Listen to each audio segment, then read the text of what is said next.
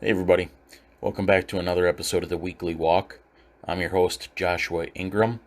It is Monday, July 31st, year of our Lord 2023. And I lost track here, but I think this is episode number 94.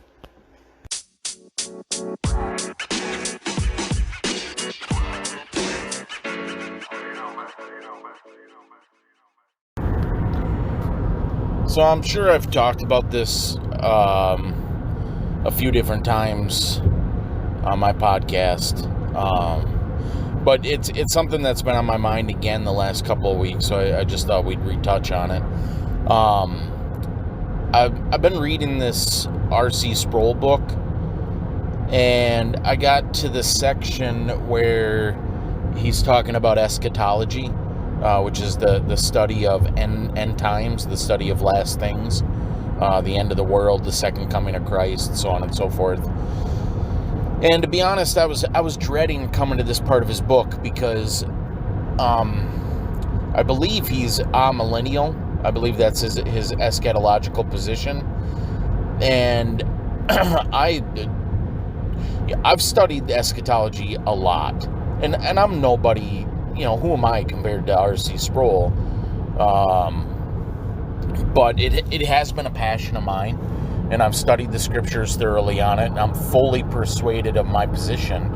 And I think the Amil position is foolish. I don't know if that's too harsh to say, but of all the things, like preterism to me is, let's just say, the most unbiblical, the most undefendable position, and Amil is right up there with that. I think post-mill there can be some good arguments made for it. Mid-tribulation rapture theory or pre-wrath, I think there can be some arguments made for that. Pre-tribulation rapture, I think, is unsustainable. I think it's ridiculous. I don't think it can be defended biblically. I don't think there's any biblical evidence to support that. And Amil is the same, because I think the only way you can believe in Amil is to allegorize a lot of Old Testament scriptures that aren't meant to be allegories. I think the whole premise of Amil was a reactionary theology. It was based on the idea that before the 1940s, Israel didn't exist. So hey, there's no Israel. How do we make sense of all these prophecies about Israel, the nation Israel? And so I think Amil was created to kind of get around those prophecies in a poetic way and to misapply them to the Gentile church, and just escape the problems that the prophecies of a Jewish nation create, rather than taking the historical premillennial position, which basically, like Charles Spurgeon would say, we have all these prophecies about Israel. Obviously, God's going to bring Israel back at some point in the future, and He did in the 1940s. After World War II, Israel was recreated in a day.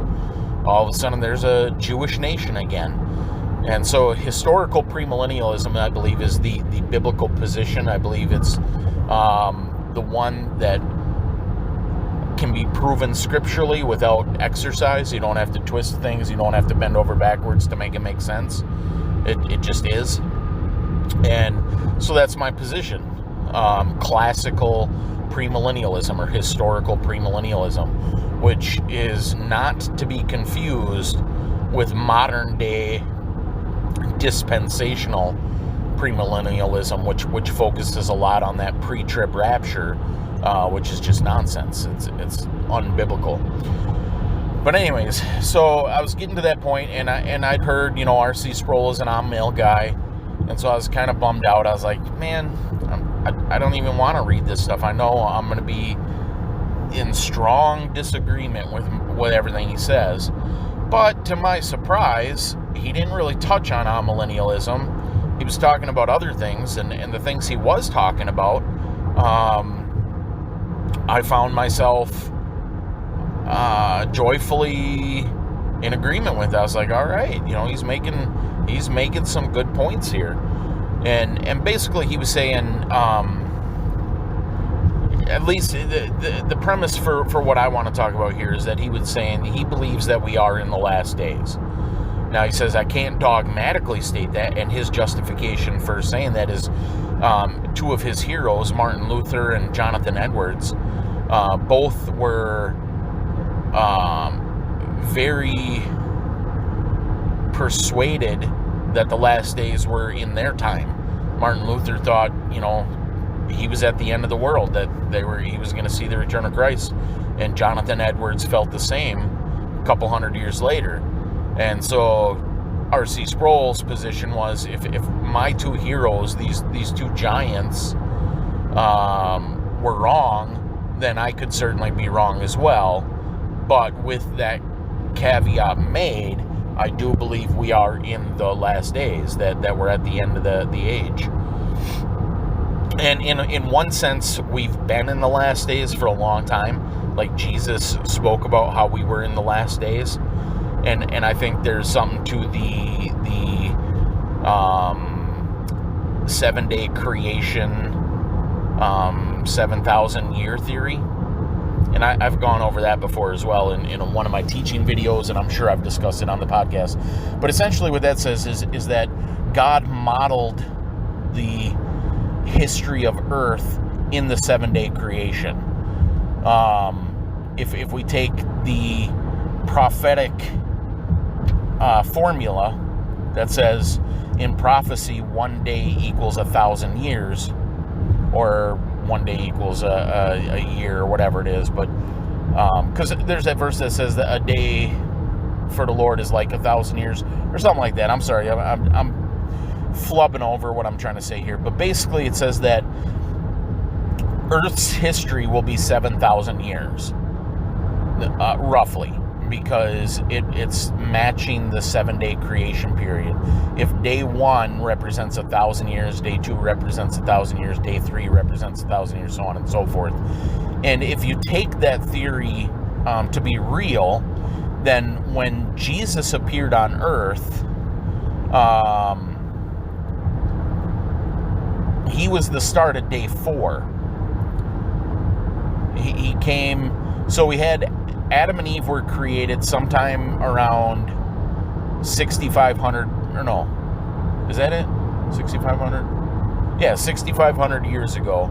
So that would be somewhere around 4,500 BC. So if you take that 4,500, just use that as a rough estimate, 4,500 BC to 3,500 BC would have been day 1. 3,500 to 2,500 would have been day 2, and that puts us at the flood, Noah's flood, right around that time.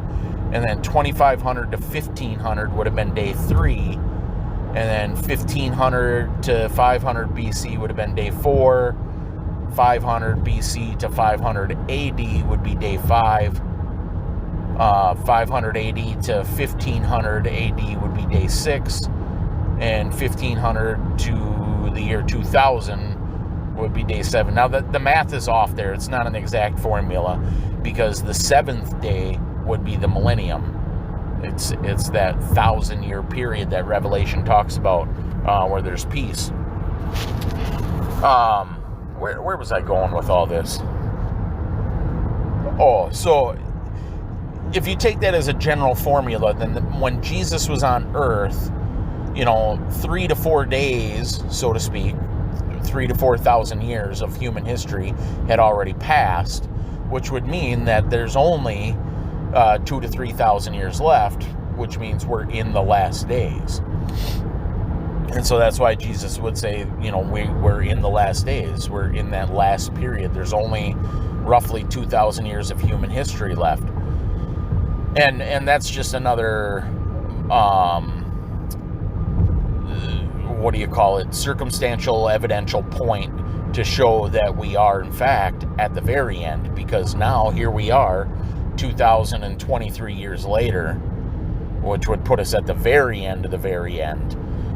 And so that's Sproul got me thinking about, because when I got saved, I firmly believed we were at the very end. I thought it was coming immediately. I thought, we're definitely the last generation. We're going to be here to see the end, the culmination of all things. And then as time goes on, and that fervor, that zeal, it kind of died off, or what's the word? Waned? How do you say that? I don't know. Waned. It diminished. I started, as the years go by, you start to think, you focus more on self and trying to be holy and righteous, and you think, well, maybe there's a lot of time left, who knows, but so my zeal for thinking that we were the last generation died off. And I fluctuate between two opinions. I fluctuate between the idea of, I think there's still a lot that needs to happen. I think there has to be a one world government. There has to be a mark of the beast. There has to be this the judgments of the book of Revelation. There has to be a revival in Israel, and then the end will come. And when I look at the way geopolitical movements are happening, I think they're certainly aiming for that. We're certainly on the path of that happening.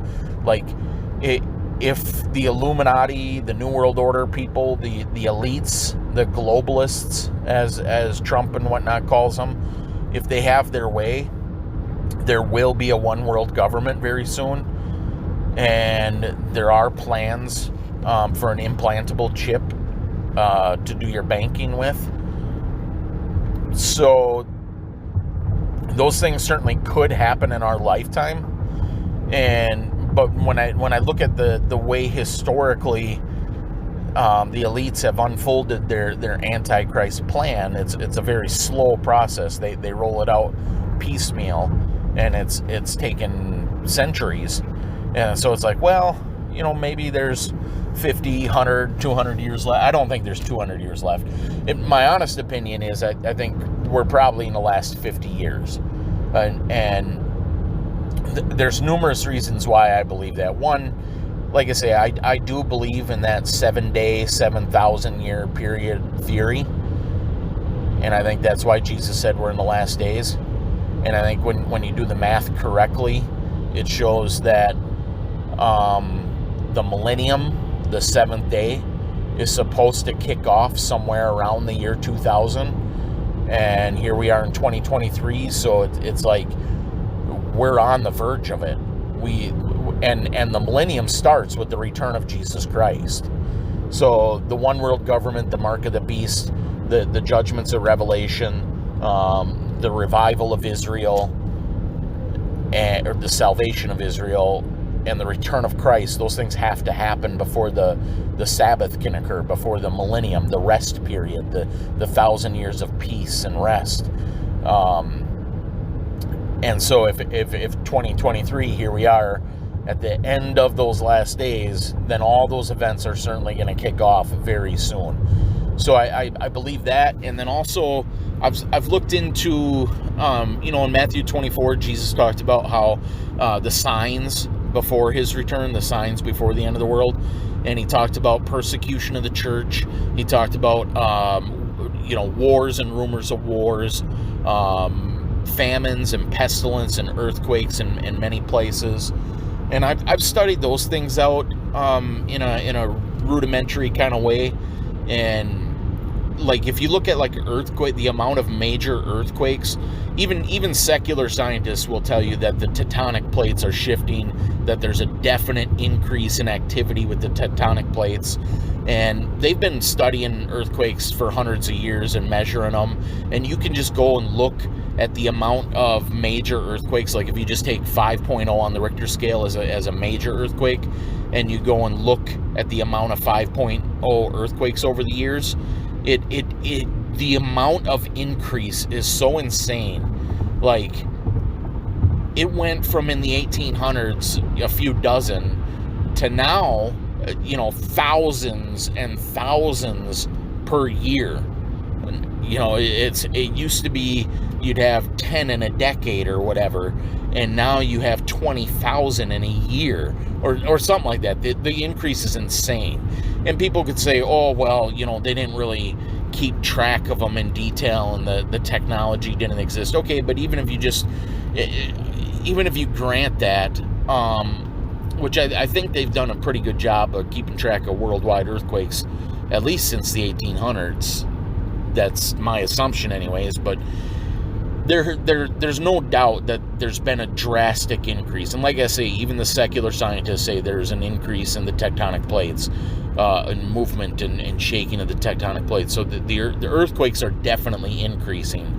And if you look at famine, I think they say like worldwide, 2/3 of the earth is underfed. Like I think it was 1/3 is underfed and 1/3 is actually starving nutritionally. That's insane. That's like 2 billion people starving, and the amount of children that die every day from hunger, it's mind-blowing. And people could say, oh, we've always had hunger. Not like that. Not on that scale where you've got billions of people starving to death. That's mind-numbingly insane. It's crazy. And the same thing with pestilence. People, oh, well, we've always had pestilence and diseases. Yeah, but not on the scale that it is now.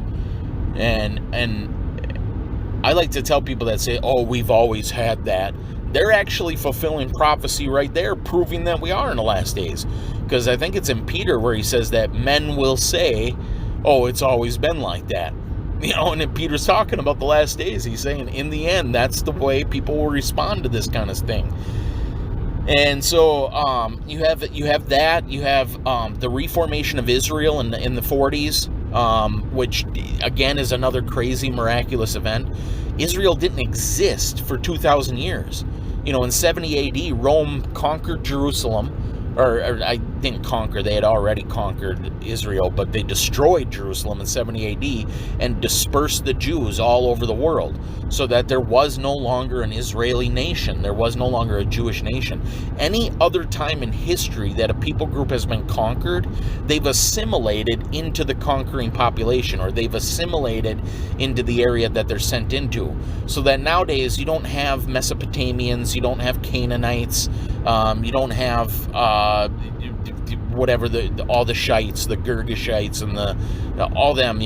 All these nations that were conquered became part of the new nation. They became part of Medo-Persia, or they became part of Greece, or they became part of Rome. They didn't keep their identity, but somehow for 2,000 years without a nation, the Jewish people maintained their identity. They maintained that Israeli heritage.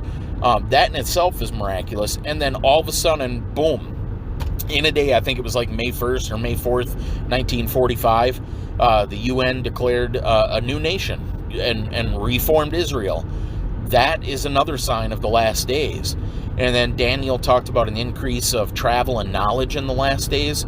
And you can look back at human history and you can see that for thousands and thousands of years, the only way to travel was by foot, horseback, or ship. And then all of a sudden, at the turn of the last century, there was an explosion of technology, and they had steam engines, and then they had gasoline engines, and then they had rocket fuel, and they had automobiles and airplanes and spaceships and trains. And now, just in that last 150 years or whatever, we've had an explosion of travel, where if you go and look at like an airplane map of how many planes are in the sky at any given moment, it's crazy to think about how many thousands and thousands of people are just traveling to and fro every day.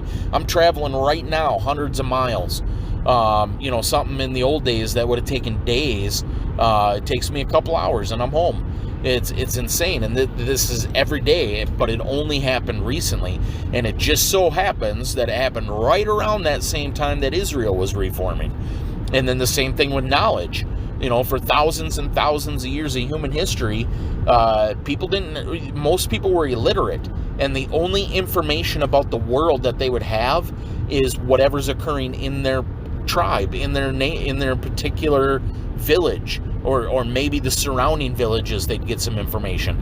Paul had to travel all over the place to bring the gospel. He had to write letters and spread it. It was hard to pass information.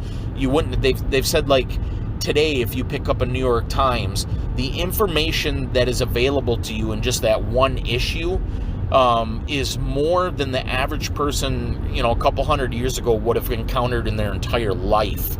And not only that, but we invented radios, and then television, and then internet, and now everybody holds in your hand, in your pocket with your smartphone.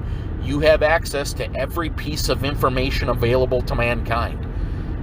That is insane. There has been a drastic increase in knowledge. And again, it happened right around the turn of the last century, right around the same time as the Reformation of Israel. All these things happen about the same time. So that's another thing to me that says we're in the last days. The other thing so for me, it's the 7 day of creation, 7,000 year human history idea. That's point number one for me. Point number two is the increase of earthquakes and famines and world wars and pestilence. That's point number two. Point number three is the increase of travel and knowledge. And point number four is the reformation of Israel. And then point number five for me is, if you look at, I think it's in 2 Timothy 3, it describes what people would be like in the last days.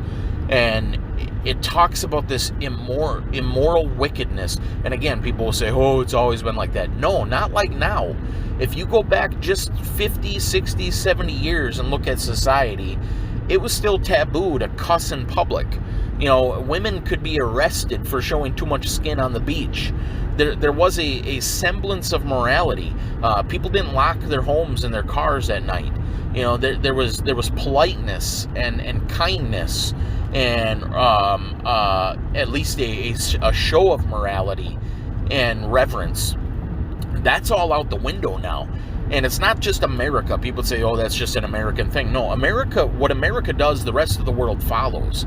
And so the immorality that occurs in America and the drastic increase of it, how, if you look at what 2 Timothy 3 describes, how people are lovers of themselves and violent and blasphemers and dishonest and just all these things. It is today's society. It fits today's society more so than at any point in history. And people will be like, oh, but look at the Grecian people with their orgies and their slaughters. Okay, but since the New Testament time, since Christianity came into society, there was a general reverence, there was a general well-behaved society until nowadays. Now it's all just decreasing exponentially, just getting worse and worse, to the point where people are actively contemplating legalized pedophilia. That is insane. To think, even when I was a kid growing up, to think like society would be at this point is ridiculous. So that's my fifth point. Sixth point is this strong delusion.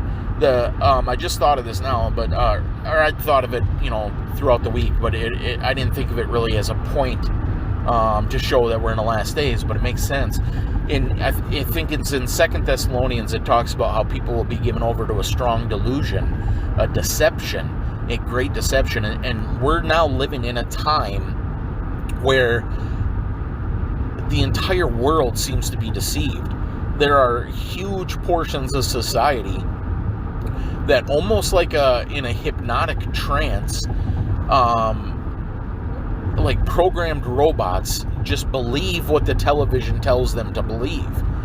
There's things they believe that are so obviously false, that are so blatantly dishonest and untruthful, and people just buy into it and go along with it because, well, the politicians and the media says so. And so that there's definitely a great delusion, but also with with deep fake technology and AI technology, you can no longer trust video surveillance or audio clippings. You used to be able to, regardless of what the media says, at least you could trust your own eyes and your own ears. Not anymore. You can, and they have man, I gotta try to control my thoughts here. There's so much going through my head. I gotta try to put this in a sensible way. They can create audio and video of a politician saying something that they didn't say. And that technology is increasing. It's going to get more and more flawless, where you will not be, in the next 5 to 10 years, you will not be able to tell the difference between a deep fake video and a real video. So you can no longer trust your eyes and ears. You can no longer trust a video that you see on social media or something that's shown on TV. There's no reliability in it. Also, they have holographic, or hologram. How do you say that? Holographic, is that the word? Yeah. They have holographic technology. If you do some research on something called Project Bluebeam, they have the ability to project, sometimes using drones, sometimes just using AI technology. Like a sister sent me, she went to a fireworks show with drones creating the fireworks. Like the government has that far beyond just a light show though. Like in China, they put like this huge 30-yard dragon in the sky, and if you look at like one of the Spider-Man movie, there's a guy named Mysterio who uses drones to create imagery in the sky that makes people think there's a monster, and these drones are, weaponized so that they can blow things up so it looks like the monster's destroying things. That's real life. They have that technology. They have, again, look into Project Bluebeam, and so the thing that really set me off on this was now Congress is having hearings about aliens, openly discussing UFOs and extraterrestrial life. That is another part of this great deception. Yes, people have encountered what they think are aliens, and there are occultists that communicate with these things, but they're demons. They're not aliens from another planet. They're aliens from the demonic dimension. People who can do like drugs like DMT and stuff and get into contact with these beings. And they're demonic. They're devils. They're what the Bible calls principalities and powers. There is another dimension. There's a spiritual dimension that's all around us. If you look in the Old Testament, when Elijah or Elisha, I can't remember which one, they were surrounded by enemies, and his servant was freaking out, and he prayed and said, "Lord, let him see." And the Lord opened his eyes to see the spiritual, and he saw all these angels all around him, and showing God's got this, we're protected, and that's a reality. And Daniel, when he was praying, an angel in the spiritual realm was sent to answer his prayer, and he had to battle another demonic force that was trying to stop him from coming to Daniel. So there's a spiritual reality around us that people tap into through drug use, like DMT or LSD, or the natives used to do it with like peyote and mushrooms and stuff, or occultists do it through witchcraft, through seances, and these demons and principalities and powers, they're deceivers. The Bible tells us that the devil and his minions appear as angels of light. They masquerade, so they pretend. They put on masks. They pretend to be ascended masters. If people are into like Hinduism and meditation cults and things like that, they'll talk to these ascended masters. Or your local psychic talks to your dead relatives, and familial spirits and ghosts and things like that. That's all demonic. It is all principalities and powers. And the reason we know that is when these occultists or drug users or whatever communicate with these beings all give them anti-Christ, anti-Bible information.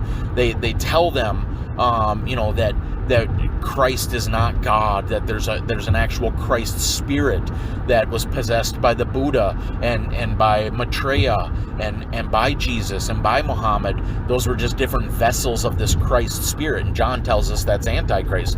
Anybody who says Christ does not come in the flesh is an Antichrist. And so they're given these anti-God philosophies and ideologies. They're told that the world needs to come together in a one world government, and they're told that all these unbiblical things that pinpoint, that show them that, hey, these are demons. And it's not just one or two. This is across the board. When high-level occultists get this information, that's why the elites of the world, the New World Order people, the Illuminati, that's why they're pushing for one world government, because they're involved in these occults. They're involved in high-level Luciferian Freemasonry. They're involved in demonic forms of witchcraft and worship, where they get information from these beings that tell them to set up a one world government, that tell them, hey, we have the keys to eternal life. Just like the devil in the garden said, you can live forever, you can be as gods. That same lie is being told to these people, and they're told, if you just set up this one world government. And so one of the deceptions, one of the ways that this is going to happen is through this alien this alien invasion or whatever. Imagine if they use their holographic imagery, if they use Project Bluebeam to show a giant spaceship over Philadelphia or something, like something out of the Independence Day movie, and there's a terrorist attack or something, and they blame it on aliens. And then, the only way we can resolve this is to come together as a one world government. We have to fight this otherworldly threat. Or you get some sort of demonic force that comes as an angel of peace and shows his supposed miracles and supernatural things and says, you guys all need to come together as one and blah blah blah. That's gonna have that. The fact that our government is now openly talking about this is another sign that we're in the last days. And then the other thing is this AI technology. It's gonna play into it somehow. Like, I saw this video, so I don't know if you guys are familiar with ChatGPT. Like, I don't know a whole lot about it either. It sounded kind of silly to me.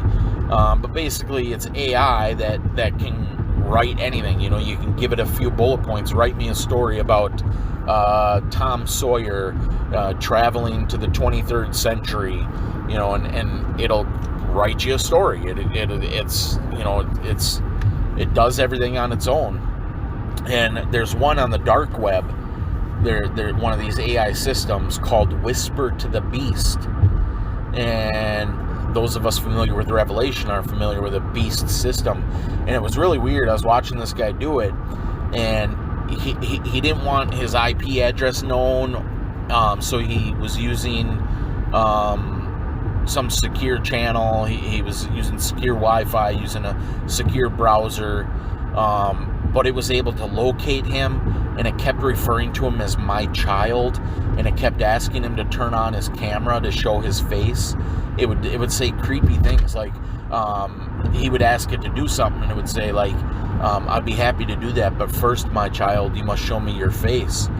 And it got me thinking. I was like, wow, that's kind of, because in the book of Revelation, we hear about the beast, which, if we look at Daniel, a beast is a world government. It's a government system. So the beast is a world empire, but whatever this beast is in Revelation, it talks about how it's able to create an image of the beast that has the power to kill. And so I've often thought that'll be something holographic, and I don't know if it'll be tied into AI or what, but there's just a lot of things that make me think we're in the last days. And then you look at, like, the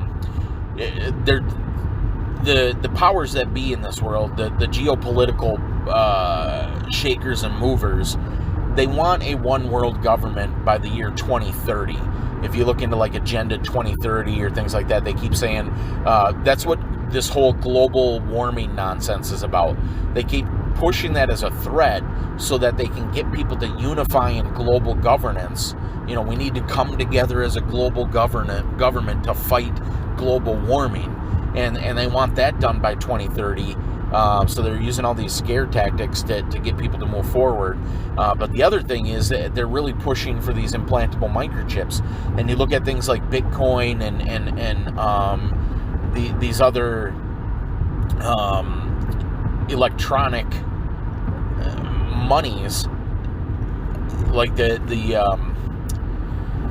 Federal Reserve has their own now that they're supposed to be rolling out. It's very clear that, okay, they want a cashless society. They want everything done electronically. So that's gonna, and then we all know if you go to use your card electronically, it's using a microchip. And they're pushing for implantable microchips. Something you put in you so that, you can never lose it. It's always with you. It's your identification mark. And you can use it to do your buying and selling. And that's Revelation 13. All these things are on the precipice. It's not if they're going to happen anymore. It is going to happen, and it is going to happen very, very, very soon. Like, they're pushing it forward. They're going to do it. So again, that makes me think that we're in the last days. Like, I think they can do some sort of drastic, terroristic threat or event that causes the whole world to be in fear, and then they offer global government as the solution, and at the same time they can be pushing, like, I'm sure the implantable chip will be voluntary at first. They'll sell it like it's the newest fad in technology. Elon Musk is trying to do the Neuro brain implant. Come get this, and you can be always connected to the internet. You can have a Wi-Fi always available to you. You don't have to carry a wallet or a phone anymore. You'll have everything right in your chip. You'll have a holographic image on your hand. You can pull up your contacts on your hand. You can scroll your social media right on your hand. You can do all these things.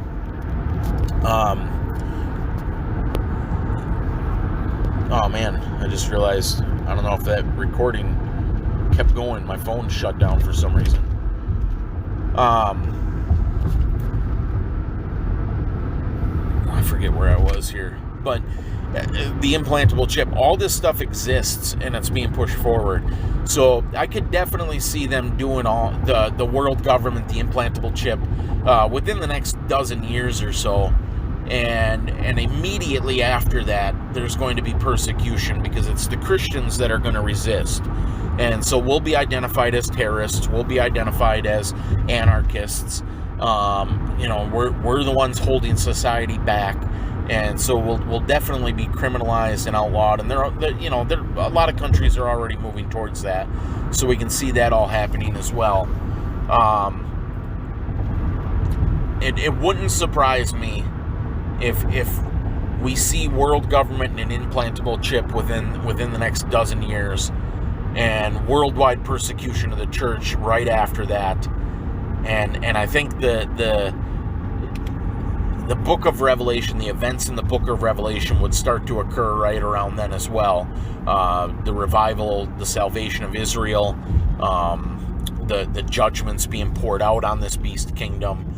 And then how long that goes on, I don't know, before the Lord returns. But it certainly seems like all this could happen still within my lifetime. I'm 40 years old. I could see all this stuff happening before I die. If not in my generation, certainly in the next one. It just seems like we're definitely in the last days.